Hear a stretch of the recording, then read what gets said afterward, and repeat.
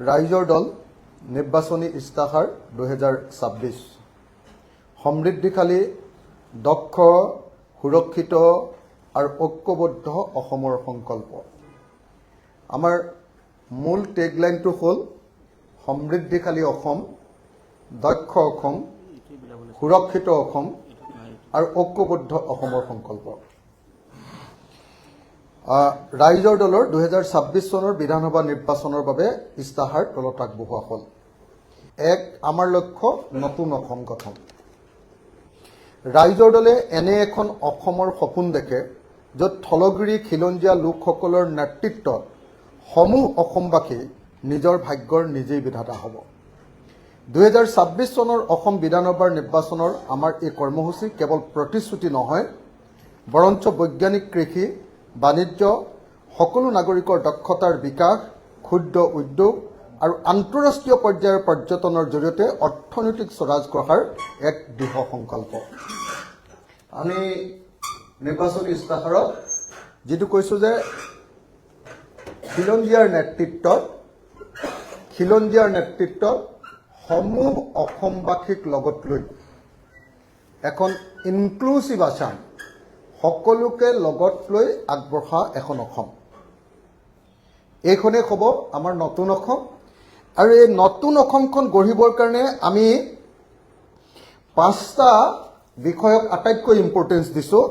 তাৰ ভিতৰত বছৰৰ সকলো সময়তে খেতি, যাক আমি বৈজ্ঞানিক কৃষি বুলি কৈছোঁ। বাণিজ্য মানে আমি কৈছোঁ যে পূবৰ দুৱাৰখন মেলি দিয়া। আমাৰ যিমানবিলাক আগফালে থাইলেণ্ড, ম্যানমাৰ, ইণ্ডোনেছিয়া,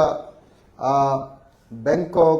আপোনাৰ কি কয় চীন, যিমানবিলাক দেশ আছে সেই দেশবিলাকৰ লগত বাণিজ্য মুকলি কৰি দিয়া, আমাৰ উত্তৰ পূৰ্বাঞ্চলৰ বাণিজ্য মুকলি কৰি দিয়া, উত্তৰ পূৰ্বাঞ্চলৰ বজাৰটো দখল কৰা আৰু অসমৰ নিজৰ বজাৰ আমাৰ নিজৰ হাতলৈ অনা। সকলো নাগৰিকৰ দক্ষতাৰ বিকাশ, আমি এখন দক্ষ অসমৰ কথা কৈছোঁ, প্ৰফেশ্যনেল অসম নিৰ্মাণ।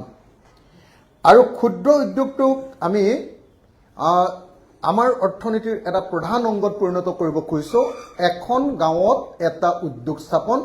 আৰু গাঁওখনৰ নিবনুৱা সমস্যাৰ সমাধান, এইটো হ'ল আমাৰ উদ্যোগ নীতিৰ প্ৰধান কথা। আৰু পৰ্যটনক আমি কৰিব খুজিছোঁ যে আমাৰ পৰ্যটনটোক আন্তঃৰাষ্ট্ৰীয় পৰ্যায়ৰ পৰ্যটনত পৰিণত কৰি অসমৰ মানুহৰ পাৰ কেপিটা ইনকাম আমি কেইবাগুণলৈ বৃদ্ধি কৰিবৰ কাৰণে সিদ্ধান্ত লৈছোঁ। এতিয়া মই আমাৰ দলৰ মূল যিকেইটা কথা সেইকেইটা এটা এটাকৈ পাঠ কৰি দিম, কিন্তু গোটেইখিনি মুঠ পৃষ্ঠা 4টা পৃষ্ঠা পাঠ কৰি দিলে ডেফিনেটলি দীঘলীয়া হৈ যাব। গতিকে মই মূল কথাকেইটা কৈ দিব খুজিছোঁ। কৃষি, 12 মাহে শস্য শ্যামলা অসম, 12 মাহে শস্য শ্যামলা অসম, ৰাউণ্ড দ্য ইয়েৰ কৃষি বা গোটেই বছৰটো খেতিৰ ৰাজ্যত পৰিণত কৰাটো হ'ল আমাৰ সপোন। এতিয়া আমি ঋতুভিত্তিক খেতি কৰোঁ, শালি খেতিটো কৰোঁ আৰু বাকী সময়খিনি পৰি থাকে। বানপানী হ'লে শালি খেতিও নহয় আৰু খৰাং হ'লেও শালি খেতি নহয়। আমি ইয়াক পৰিৱৰ্তন কৰি অসমত এটা ত্ৰিফচলী বিপ্লৱ, কৃষি বিপ্লৱ আৰম্ভ কৰিব খুজিছোঁ, যে অসমৰ সকলো পথাৰতে বছৰত মিনিমাম 3বাৰ খেতি হ'ব। এইটো আমি আৰম্ভ কৰিব খুজিছোঁ। তাৰ পাছত আমি কৃষক মুক্তি কেন্দ্ৰ কৰিব খুজিছোঁ। কৃষক মুক্তি কেন্দ্ৰত থাকিব প্ৰতিখন গাঁৱত আমি কোল্ড ষ্ট'ৰেজ, অন্যান্য ভঁৰাল ঘৰ আৰু পোনপটীয়া বজাৰৰ ব্যৱস্থা, যাতে মধ্যভোগীয়ে কৃষকক ঠগিব নোৱাৰে, নতুন এক বজাৰ ব্যৱস্থা গঢ়ি তুলিব খুজিছোঁ। এইটোক আমি কৃষক মুক্তি কেন্দ্ৰ বুলি কৈছোঁ। কিছুমান ঠাইক আমি জৈৱিক এলেকা হিচাপে ঘোষণা কৰিম, ছভৰেইন অৰ্গেনিক এৰিয়া। আৰু অসমৰ 20বিধ শস্যৰ ওপৰত আমি ন্যূনতম সমৰ্থন মূল্য দিব খোজোঁ। তাৰ ভিতৰত ধানৰ পৰা মাকৈ, সৰিয়হ, মৰাপাট, দাইল, আদা, হালধি, ভোট জলকীয়া, বিভিন্ন পাচলি, ক্ষুদ্ৰ খেতিয়কৰ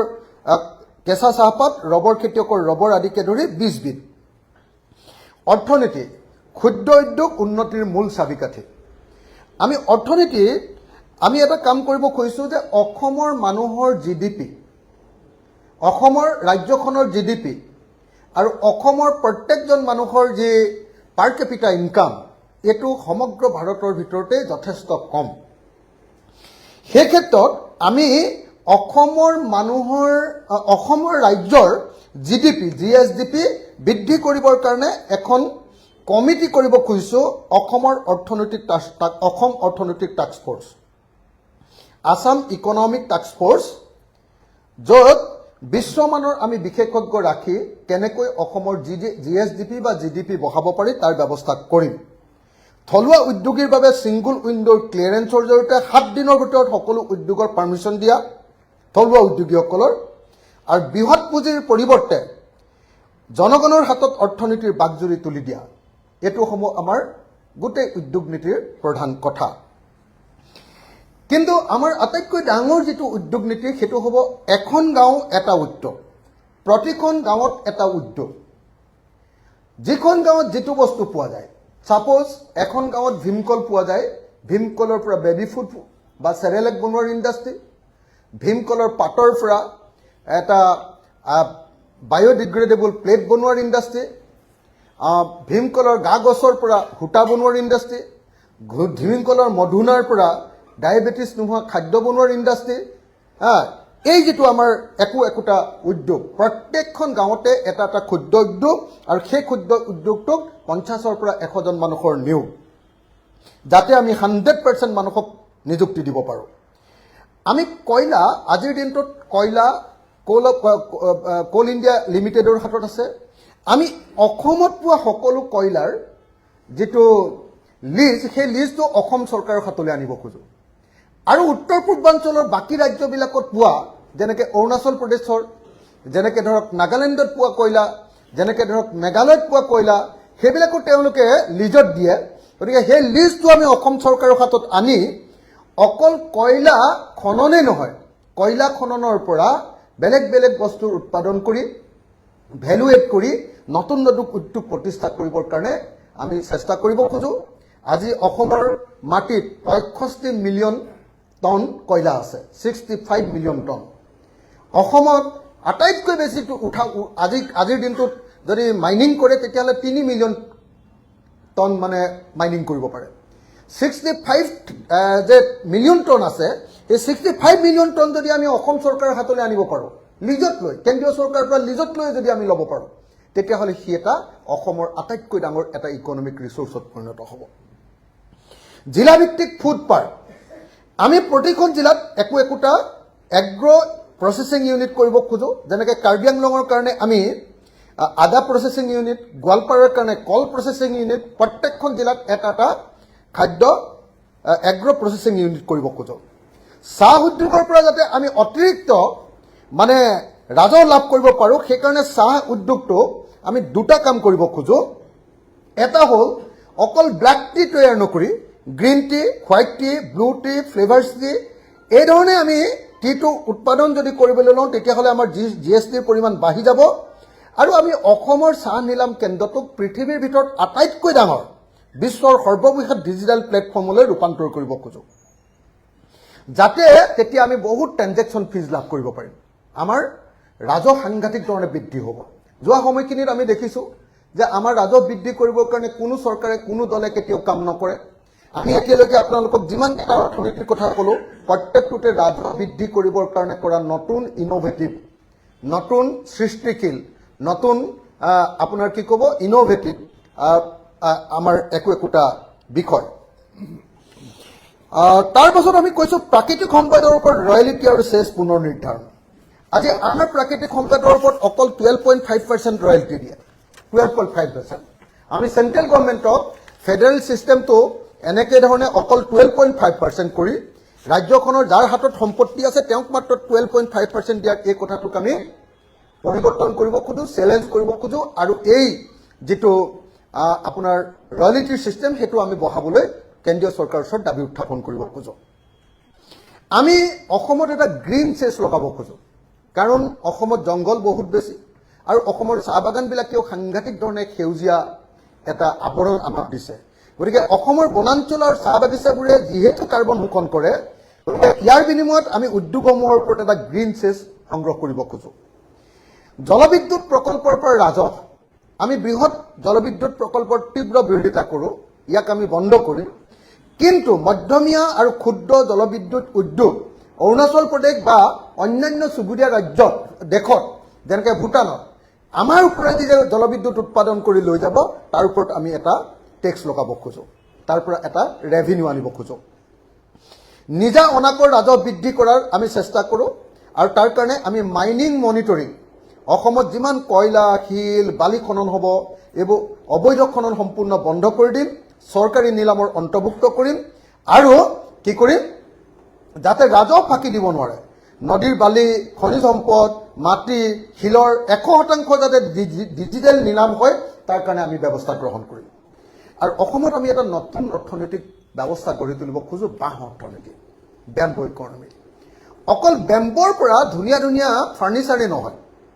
বেম্বৰ পৰা ঘৰ বনোৱা উদ্যোগে নহয় বেম্বৰ পৰা ইথানল সৃষ্টি কৰি তৈয়াৰ কৰি যেনেকৈ আমাৰ এতিয়া NRLত সেই কামটো কৰিছে আমি অসমত এটা পেৰেলেল ফুয়েল ইকনমি গঢ়ি তুলিব খোজোঁ আৰু অসমৰ ষ্টাৰ্টআপবিলাকৰ কাৰণে আমি 5,000 কোটি টকাৰ অসমত বাজেটত প্ৰত্যেকখন বাজেটত আমি 5,000 কোটি টকা ৰাখিম য'ত ষ্টাৰ্টআপবিলাকে আমি বিনা সুদত তেওঁলোকক আমি ধাৰ দিম বজাৰ দখল এইটো 4 নম্বৰ আমাৰ বজাৰ দখল আমি পূবৰ দুৱাৰ খুলি সমগ্ৰ দক্ষিণ পূব এছিয়াৰ বাণিজ্যৰ দুৱাৰমুখ ৰূপে অসমক প্ৰতিষ্ঠা কৰিব খোজোঁ অসমৰ স্থানীয় বজাৰ নাগালেণ্ড অৰুণাচল প্ৰদেশ মেঘালয় আদিৰ চুবুৰীয়া ৰাজ্যৰ বজাৰ আমি দখল কৰিব খোজোঁ আৰু লগতে অসমত সাংঘাতিক ধৰণে আমি অনলাইন ব্যৱসায়ৰো বৃদ্ধি কৰিব খোজোঁ অসম ব্ৰেণ্ডিং অসমত কিছুমান বস্তু পোৱা যায় যিবিলাক পৃথিৱীৰ ক'তো পোৱা নাযায় যেনেকৈ ধৰক জহা চাউল যেনেকৈ ধৰক বৰা চাউল যেনেকৈ ধৰক ব্লেক ৰাইচ যেনেকৈ ধৰক বাও চাউল যেনেকৈ ধৰক কাজি নেমু যেনেকৈ ধৰক গোল নেমু যেনেকৈ ধৰক ভোট জলকীয়া যেনেকৈ ধৰক আমাৰ মৰাণ আদা এইবিলাকৰ আমি কি কৰিব খোজোঁ অসম ব্ৰেণ্ডিং এটা কৰিব খোজোঁ আৰু এক ইণ্টাৰনেশ্যনেল মাৰ্কেটলৈ আমি নিব খোজোঁ ব্ৰইলাৰ মুৰ্গী কণী দানা উৎপাদন পশুপালন মীন পালনত অসমে ভাৰতৰ 1 নম্বৰ স্থান আমি দখল কৰিব খোজোঁ এইবিলাকত ব্ৰইলাৰ মুৰ্গী যেনেকৈ উৎপাদন কৰিব খোজোঁ তেনেকৈ আকৌ ব্ৰইলাৰ মুৰ্গীৰ দানাও আমি উৎপাদন কৰিব খোজোঁ গাহৰি উৎপাদন যেনেকৈ কৰিব খোজোঁ গাহৰিৰ দানাও আমি উৎপাদন কৰিব খোজোঁ এইটো হ'ল বজাৰ দখল 4 নম্বৰ 5 নম্বৰ যিটো আমাৰ মূল এটা বিষয় দক্ষতা পেছাদাৰী অসম নিৰ্মাণ মই সদায় চিঞৰি থাকোঁ আপোনালোকে নিশ্চয় জানে যে আমাৰ ৰাইজৰ দলৰ এটা প্ৰধান উদ্দেশ্য হ'ল এখন প্ৰফেশ্যনেল অসম নিৰ্মাণ আমাৰ অৰ্থনীতি আজিৰ দিনটোত ফিউডেল সম্পূৰ্ণৰূপে সামন্তীয় অৰ্থনীতি আমাৰ প্ৰত্যেকটো কাম এৰাধেৰা আমি ইয়াৰ পৰিৱৰ্তে একদম পেছাদাৰী অসম ৰূপে গঢ়ি তুলিব খোজোঁ আৰু তাৰ কাৰণে আমি এইবাৰ অসমত এটা নতুন কনচেপ্ট গোটেই বিশ্বৰ ভিতৰতে এটা নতুন কনচেপ্ট আনিব খুজিছোঁ সেই কনচেপ্টটোৰ নাম হ'ল ফিনিচিং স্কুল ফিনিচিং স্কুল মানে কোনোবাই যদি সঁচাকৈ মানে আনুষ্ঠানিক শিক্ষা এৰি দিব খোজে ধৰক কোনোবাই ক্লাছ 10ত স্কুল এৰি দিব খুজিলে আমি তেওঁক ক্লাছ 10ৰ পৰা বিদায় নিদিওঁ আমি সুধিম যে তুমি কিয় ক্লাছ 10ত স্কুল এৰি দিব খুজিছা তেওঁ ক'ব যে আমাৰ মা দেউতাৰ ইনকাম নাই দেউতা নাই মাক মই চলাব লাগে গতিকে হাজিৰা কৰিব লাগে মই চিকিউৰিটি গাৰ্ড কৰিবলৈ যাম তেতিয়া আমি কি কৰিম যে যিজন মানুহে এনেকৈ যিজন ছাত্ৰ বা ছাত্ৰীয়ে এনেকৈ কাম এৰি যাব খোজে তেওঁক আমি এখন নতুন স্কুলত কেইদিনমানৰ কাৰণে পঢ়াম সেইখনৰ নাম হ'ব ফিনিচিং স্কুল যদি তেওঁ চিকিউৰিটি গাৰ্ড কৰিবলৈ বেংগলৰলৈ যাব খোজে তেতিয়াহ'লে আমি কি কৰিম অসমত আমি এবছৰ তাক পুলিচৰ ট্ৰেইনিং দিম তাৰপিছত আমি কৰ্ণাটকৰ গভৰ্ণমেণ্টৰ লগত চুক্তি কৰিম যে আমি আপোনালোকক দক্ষ চিকিউৰিটি খোজোঁ কিন্তু আপোনালোকে যি 18,000 টকা তেতিয়া এমপ্লয়মেণ্ট দি আছে এইটো 18,000 টকাত নহয় কোম্পানীবিলাকে আমাক 35,000 পৰা 40,000 টকা সেই যুৱকজনক দৰমহা দিব লাগিব কোনোবা এগৰাকী মহিলাই আনৰ ঘৰত কাম কৰে আমি বাই বুলি কওঁ আমি কামলা বুলি কওঁ আনৰ ঘৰত কাম কৰা মহিলা বুলি কওঁ এই যে আনৰ ঘৰত কাম কৰা মহিলাগৰাকীকো আমি কেনেকৈ ঘৰ চাফা কৰিব লাগে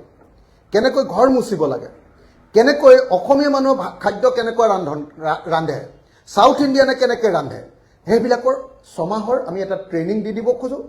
তাৰপিছত তেওঁৰ নামটো আমি চৰকাৰৰ ওচৰত ৰেজিষ্টাৰ কৰিব খোজোঁ তাৰপিছত চৰকাৰৰ পৰা তেওঁক এখন আমি খুব ধুনীয়া এটা ড্ৰেছ দিব খোজোঁ আৰু সেই ড্ৰেছটো লৈ গৈ তেওঁ যদি দক্ষ শ্ৰমিক ৰূপে যেতিয়া মানুহে ঘৰত যেতিয়া কাম কৰিবলৈ যাব তেতিয়াহ'লে আজি মাহেকত যদি 4,000 টকাৰ দৰমহা পায় তেতিয়া তেওঁ 15,000 টকাৰ দৰমহা পাব আমি এনেকুৱা 20,000 টকাৰ দৰমহা পাব আমি এনেকুৱা অৱস্থালৈ দক্ষতা লৈ যাব খোজো সাপোজ অসমৰ এজনী ছোৱালীয়ে স্কুল এৰিব খুজিছে যদি তাই কম বয়সত স্কুল এৰিব খোজে মানে কম পঢ়াত স্কুল এৰিব খোজে তেতিয়াহ'লে তাইক আমি এনজিঅ'ত কাম কৰিব পৰাকৈ তাইক আমি নাৰ্ছ শিকাই দিম নাৰ্ছিং ট্ৰেইনিং দিম যদি তাই তাতকৈ অলপ বেছি দক্ষ তেতিয়াহ'লে তাইক আমি গুৱাহাটীত আহি যিকোনো নাৰ্ছিং হোমত কাম কৰিব পৰাকৈ আমি তাইক নাৰ্ছ শিকাম যদি তাইক দিল্লী বা বেংগলোৰলৈ যাব পৰা অৱস্থা হয় ইংৰাজী আৰু হিন্দী শিকাই দিম তাইক আমি তালৈ নাৰ্ছিং কৰিম আৰু কোনোবাই যদি জাপানলৈ গৈ খুব ভাল ছোৱালীয়ে ভাল নাৰ্ছিং শিকিব খোজে জাপানীজ ভাষা পৰ্যন্ত শিকাই দিম আৰু 2 বছৰ আমি নাৰ্ছিং ট্ৰেইনিং দি দিম আপোনালোকে জানে যে জাপানত আজিৰ দিনটোত এগৰাকী নাৰ্ছে এবছৰ চাকৰি কৰিলে 1 কোটি টকা পৰ্যন্ত উপাৰ্জন কৰে আমি এনেকৈ অসমৰ প্ৰত্যেকজন মানুহৰ দক্ষতা বিকাশ কৰিব খোজো আমি আমাৰ সাৰ্ভিস সেক্টৰটো সাংঘাতিক ধৰণে ওপৰলৈ নিব খোজো হোটেল বিজনেছ সেৱা টুৰিজিম এই গোটেইবিলাকক পৰ্যটন ক্ষেত্ৰটোক আমি অলপ বেলেগ ধৰণে নিব খুজিছো অসম কেৱল ভ্ৰমণৰ ঠাই নহয় বিশ্বৰ ভিতৰত এক অন্যতম আকৰ্ষণীয় পৰ্যটন কেন্দ্ৰলৈ ৰূপান্তৰ কৰাৰ কাৰণে আমি সাধনা কৰিম শিৱসাগৰৰ ঐতিহ্য ক্ষেত্ৰ ৰংঘৰ কাৰেংঘৰ তলাতল ঘৰক ইউনেস্কোৰ মানদণ্ডৰে সংৰক্ষণ কৰি বিশ্ব দৰবাৰত চিনাকি কৰি দিবলৈ চেষ্টা কৰিম অহা মাৰ্চ মাহত আমি আশা কৰি আছো যে ইউনেস্কোৰ ৱৰ্ল্ড হেৰিটেজ সাইটৰ টেন্টেটিভ লিষ্টত আমাৰ শিৱসাগৰে নাম পাব আৰু সেইকাৰণে আমি ভাবো যে শিৱসাগৰক আমি ৰংঘৰ কাৰেংঘৰ তলাতল ঘৰৰ পৰা আৰম্ভ কৰি গোটেইবিলাকক এটা হেৰিটেজ টুৰিজিমত মানে এটা সাৰ্কুলত আমি আনিব খোজো অসমৰ বিভিন্ন জনজাতি আৰু জনগোষ্ঠীৰ জীৱন যাত্ৰা সংস্কৃতি খাদ্যাভাস সাজপাৰক লৈ বিশ্বমানৰ পৰ্যটন কৰি তুলিব খোজো ব্ৰহ্মপুত্ৰ ৰিভাৰ ক্ৰুইজ আমি কৰিব খোজো বেলেগ ধৰণে গ্ৰাম্য হোমষ্টে আমি অতি কমেও অসমৰ মানুহৰ গাঁৱৰ ঘৰত আহি যাতে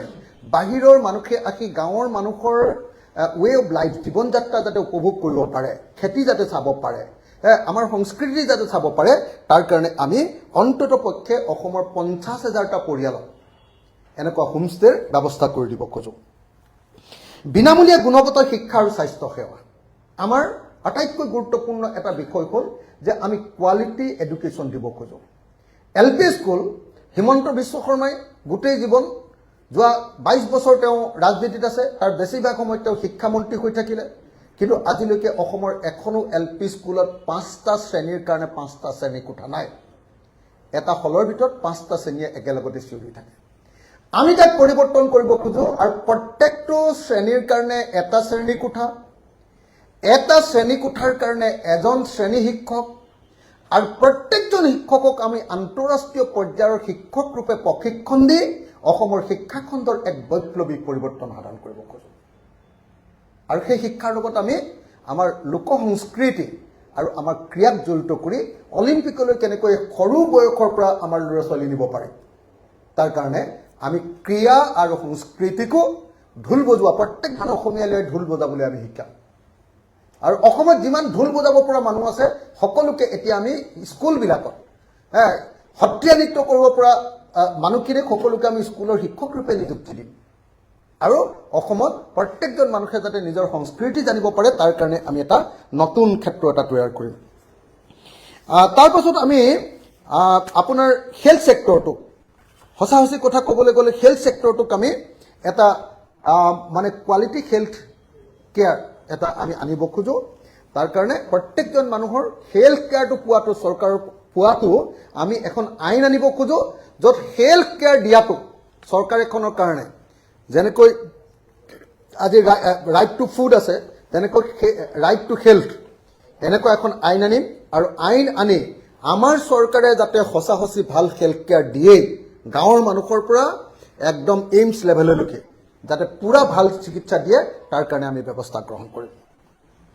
জাতি মাতৃৰ ভেটিৰ সুৰক্ষা বিদেশী মুক্ত অসম আমাৰ কাৰণে আটাইতকৈ আনকম্প্ৰমাইজিং শ্লোগানটোৱে হ'ল যে বিদেশী মুক্ত অসম 1971 চনৰ 24 মাৰ্চৰ পাছৰ সকলো বিদেশীৰ চিনাক্তকৰণ ভোটাৰ তালিকাৰ পৰা নাম কৰ্তন আৰু বহিষ্কাৰ কৰা হ'ব গেথেলা মাৰি থকা এনআৰচিত কোনো বিদেশীৰ নাম অন্তৰ্ভুক্ত নকৰাকৈ পূৰ্ণাংগ ৰূপত আমি আকৌ প্ৰকাশ কৰিম আৰু এনআৰচিত অন্তৰ্ভুক্ত নোহোৱাসকলক বহিষ্কাৰ কৰি দিম আৰু বৈধ সকলো ভাৰতীয় নাগৰিকক আইন অনুসৰি ৰাষ্ট্ৰীয় পৰিচয় পত্ৰ প্ৰদান কৰি দিম, যাতে কোনেও কাকো অবাবতে কোনেও কাকো হাৰাশাস্তি কৰিব নোৱাৰে আৰু এই সমস্যা আমি লগে লগে সমাধান কৰি পেলাম। ভূমি সংস্কাৰ, সকলো খিলঞ্জীয়া ভূমিহীন আৰু পত্ৰাবিহীন পৰিয়ালক অগ্ৰাধিকাৰ ভিত্তিত আমি মাটিৰ পট্টা দিম। তদুপৰি চাহ শ্ৰমিকসকলৰ তেওঁলোকৰ বসবাস কৰি থকা লাইনৰ কোৱাৰ্টাৰসহ মাটি আৰু বাগানৰ মাজত মাটিত খেতি কৰি থকা খোলা মাটিৰ আমি মাটিৰ পট্টা প্ৰদান কৰিম। লগতে 1971 চনৰ 24 মাৰ্চৰ আগতে অসমলৈ আহি ভাৰতীয় নাগৰিক ৰূপে যিসকলে NRCত নাম অন্তৰ্ভুক্ত কৰিব পাৰিব তেওঁলোককো মাটিৰ পট্টা দিয়াৰ ব্যৱস্থা কৰা হ'ব। কা বিৰোধী স্থিতি যিকোনো প্ৰকাৰে হ'লেও আমি কাখন অসমত কাৰ্যকৰী কৰিবলৈ নিদিওঁ।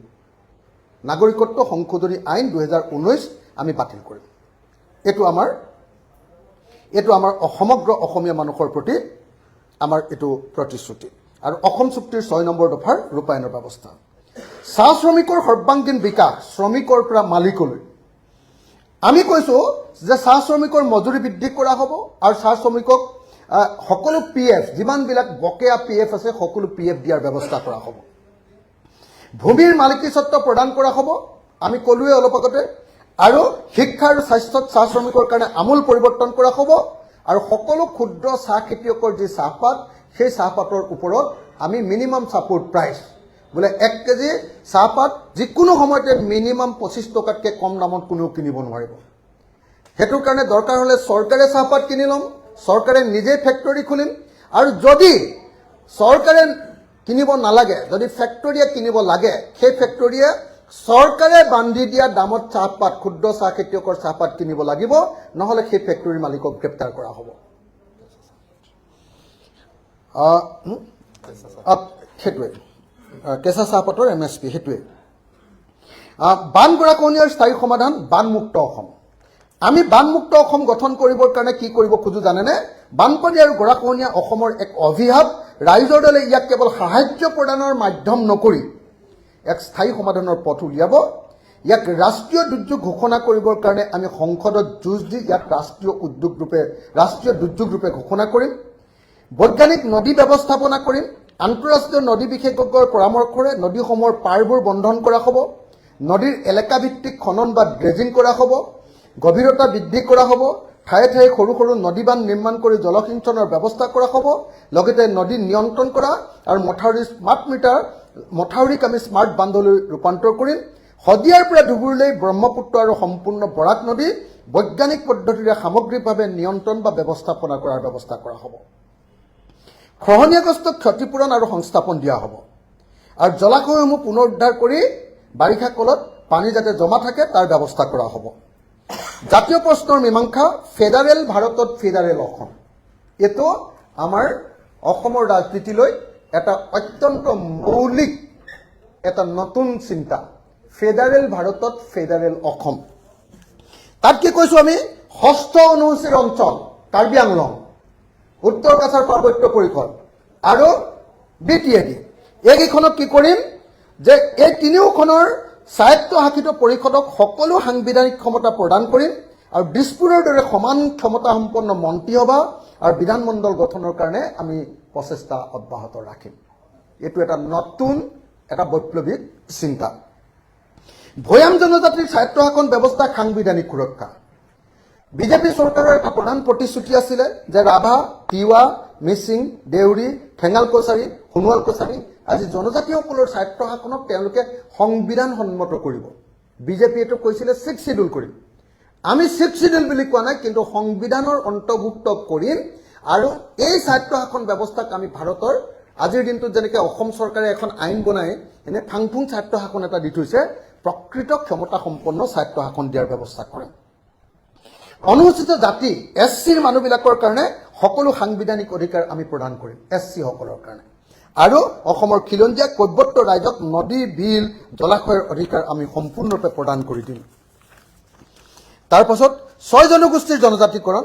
মৰাণ, মটক, আহোম, চুতীয়া, কোচ ৰাজবংশী আৰু চাহ জনগোষ্ঠী আদিবাসীক জনজাতিকৰণ কৰা। তদুপৰি কলিতা, নাথযোগী, শৰণীয়া কছাৰী, মদাহী জনগোষ্ঠীৰ জনজাতিকৰণৰ দাবীও আমি বিবেচনা কৰিম। অসম ভাৰতৰ বিশেষ ৰাজ্য হওক আমি কেন্দ্ৰীয় চৰকাৰৰ ওচৰত প্ৰবলভাৱে দাবী উত্থাপন কৰিম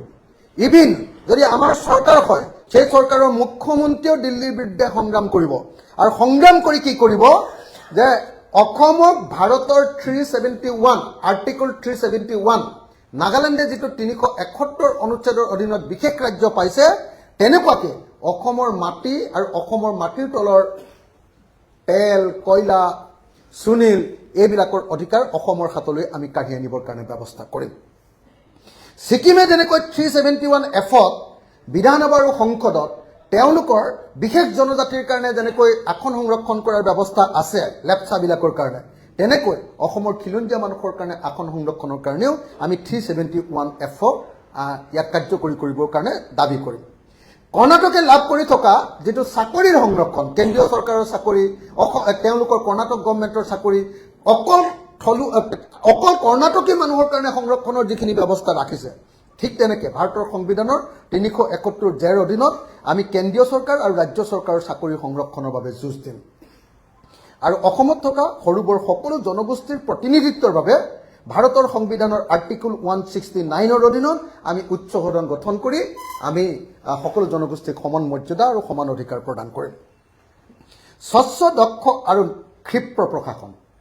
আমাৰ এই ক্ষেত্ৰত আটাইতকৈ ডাঙৰ শ্লোগানটো হ'ল ভয়মুক্ত অসম আমি এনেকুৱা এখন অসম গঢ়িব খোজো যিখন অসম সম্পূৰ্ণৰূপে ভয়মুক্ত অসম ইয়াত কোনেও ভয় কৰিব নালাগে প্ৰত্যেকজন নাগৰিক তেওঁ ঠেলাৱালা হওক তেওঁ ৰিক্সাৱালা হওক তেওঁ কেতিয়াও ট্ৰেফিকৰ পৰা ভয় কৰিব নালাগে তেওঁ পুলিচৰ পৰা কেতিয়াও ভয় কৰিব নালাগে একদম সাধাৰণ শ্ৰেণীৰ এজন মানুহে কেতিয়াও এজন ডাঙৰ উদ্যোগপতিৰ পৰা ভয় কৰিব নালাগে কোনো মানুহে ফেচবুকত চৰকাৰক সমালোচনা কৰিলে আমি কোনো ধৰণৰ একচন নলওঁ চৰকাৰক 100% সমালোচনা কৰিব পৰাৰ অধিকাৰ প্ৰদান কৰা এখন ভয়মুক্ত অসম আমাৰ প্ৰশাসনৰ মূল কথা অসমৰ প্ৰত্যেকজন নাগৰিকে ভয়মুক্তভাৱে বসবাস কৰিব পাৰিব আৰু পূৰ্ণ বাক স্বাধীনতা উপভোগ কৰিব পাৰিব সম্পূৰ্ণ গণতান্ত্ৰিক প্ৰশাসন ব্যৱস্থা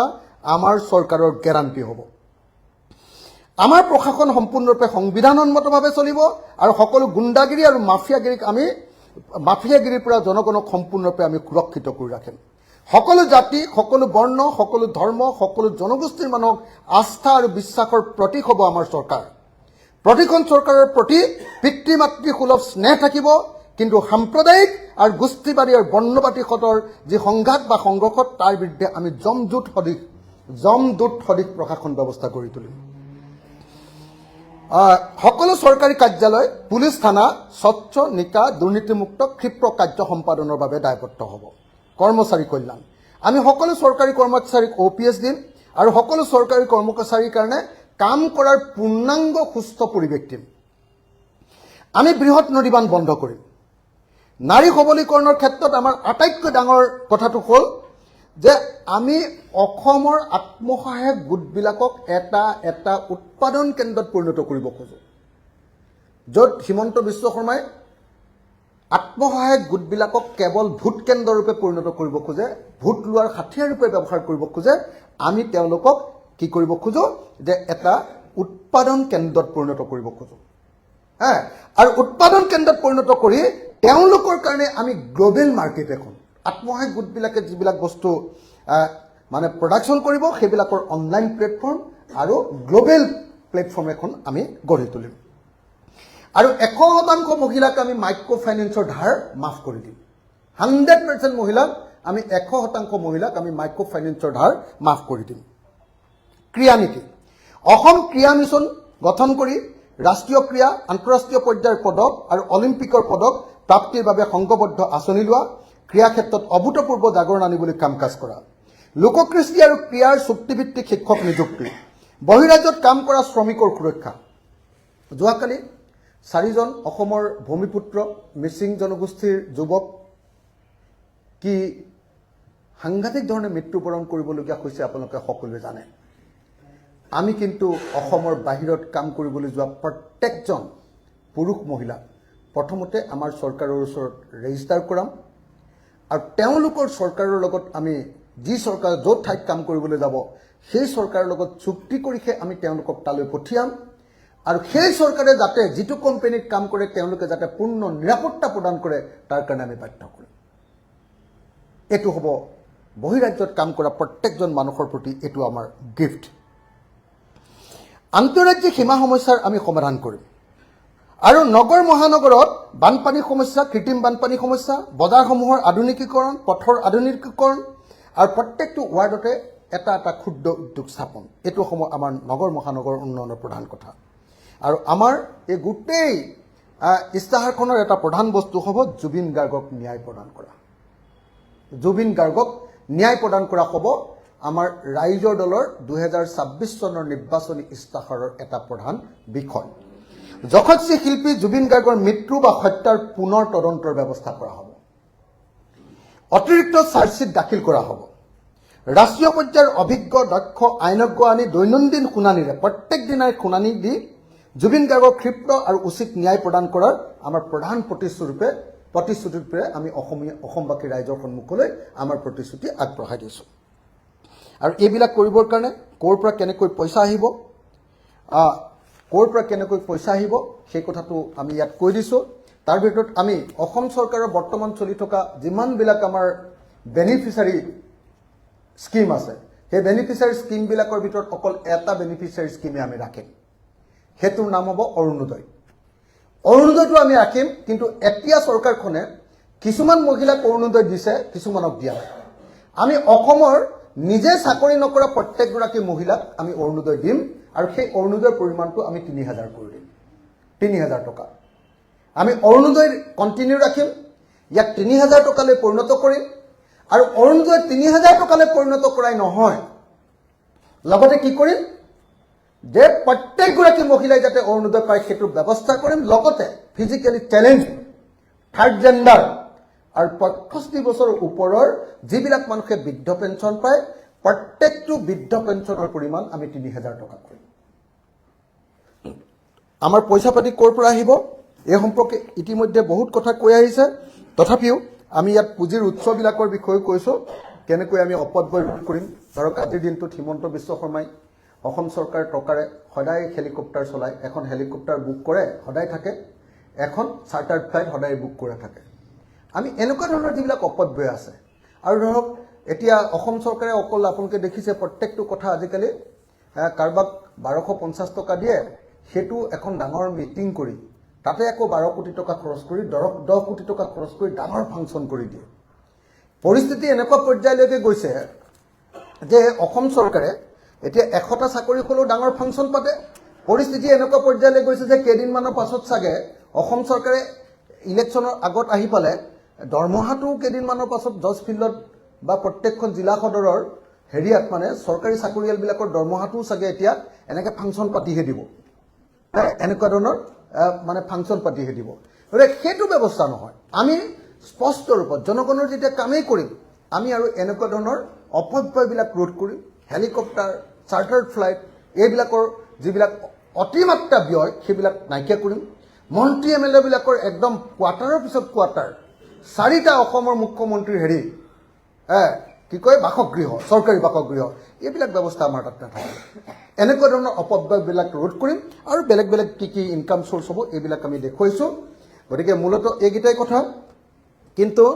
মই আপোনালোকক 5টা কথা ৰিপিট কৰি দিব খুজিছোঁ যে আমি অসমখন খিলঞ্জীয়াৰ নেতৃত্বত সকলোকে সামৰি লোৱা অসমত পৰিণত কৰিব খোজোঁ। শব্দটো কি কৈছোঁ? খিলঞ্জীয়াৰ নেতৃত্বত সকলো জাতি জনগোষ্ঠীৰ মানুহক সামৰি লোৱা অসম, নম্বৰ 1। নম্বৰ 2, আমি অসমখনক 5টা কাম কৰি দিব খোজোঁ। 5টা কাম। 1, 3000 টকাৰ অৰুণোদয় আমি দিব খোজোঁ। 1, 2, আমি অসমৰ প্ৰত্যেকখন পথাৰত জলসিঞ্চনৰ ব্যৱস্থা কৰি সেই পথাৰত খেতি কৰিব পৰাকৈ এখন গাঁৱত 5খন বা 4খন ডাঙৰ ট্ৰেক্টৰ চৰকাৰৰ পিনৰ পৰা দিয়াৰ ব্যৱস্থা কৰি সাৰ বিনামূলীয়া বা ছাবচিডাৰী ৰেটত সাৰ, কেমিকেল ফাৰ্টিলাইজাৰ দিয়াৰ ব্যৱস্থা কৰি, আৰু যদি 3বাৰ খেতি কৰে তেতিয়াহ'লে খাজনা ফ্ৰী কৰি দি আমি অসমত এটা নতুন কৃষি বিপ্লৱ আনিব খোজোঁ, যাক আমি ত্ৰিফচলী কৃষি বিপ্লৱ নাম দিছোঁ। বছৰৰ 12 মাহে খেতি। যেতিয়ালৈকে এইটো কৰিব নোৱাৰিম তেতিয়ালৈকে অসম কেতিয়াও আগবাঢ়ি নাযাব বুলি আমাৰ পূৰ্ণ বিশ্বাস আছে। দুই, আমি কৰিব খোজো কি যে অসমৰ প্ৰত্যেকজন খেতিয়কক আমি ন্যূনতম সমৰ্থন মূল্য আইনগত একদম আইন আনি আমি প্ৰত্যেকটো শস্যৰ মিনিমাম ছাপোৰ্ট প্ৰাইচ দিব খোজো। আনকি কেঁচা চাহপাত আৰু ৰবৰ খেতিয়কৰ ৰবৰৰো আমি মিনিমাম ছাপোৰ্ট প্ৰাইচ দিব খোজো। তিনি, আমি অসমৰ প্ৰতিখন গাঁৱত ক্ষুদ্ৰ ক্ষুদ্ৰ ইণ্ডাষ্ট্ৰী খুলিব খোজো। এটা ক্ষুদ্ৰ ইণ্ডাষ্ট্ৰীত সেইখন গাঁৱৰ নিবনুৱা সমস্যাৰ সমাধান কৰিব খোজো আৰু অসমক আমি নিবনুৱামুক্ত অসম ৰূপে গঢ়ি তুলিব খোজো। এইটো হ'ল আমাৰ 4 নম্বৰ প্ৰতিশ্ৰুতি। 5 নম্বৰ প্ৰতিশ্ৰুতি আমাৰ যে অসমৰ প্ৰত্যেকজন নাগৰিকক আমি দক্ষ নাগৰিক ৰূপে গঢ়ি তুলিব খোজো। মই কৈছোৱে যে কোনোবাই চিকিউৰিটি গাৰ্ড কৰিবলৈ গ'লে তাৰ আগতে পুলিচৰ ট্ৰেইনিং দিয়া হ'ব। কোনোবাই আনৰ ঘৰত কাম কৰিবলৈ গ'লে তাৰ আগতে কেনেকৈ ভাত ৰান্ধিব লাগে, ঘৰ চাফা কৰিব লাগে তাৰ ট্ৰেইনিং দিয়া হ'ব। নাৰ্ছবিলাকক বিনামূলীয়াকৈ 2 বছৰৰ ট্ৰেইনিং দি বিদেশ হৈ ভাষা শিকাই জাপান পৰ্যন্ত নাৰ্ছ পঠিওৱাৰ ব্যৱস্থা কৰা হ'ব। এনেকে ধৰণে এখন দক্ষ অসম গঢ়ি তুলিব খোজা হৈছে আৰু খোজা হৈছে কি বজাৰ দখল। আমি অসমৰ কাৰণে বেলেগ বেলেগ ধৰণৰ বজাৰ আপোনালোকক কৈছোৱে যে স্থানীয় বজাৰ, নৰ্থ ইষ্টৰ বজাৰ, সৰ্বভাৰতীয় বজাৰ আৰু গ্ল'বেল বজাৰ, একদম গাঁৱৰ পৰা গ্ল'বেল বজাৰলৈকে সকলো বজাৰলৈ আমি মুখ মেলিব খোজো আৰু সেইকাৰণে অসমক আমি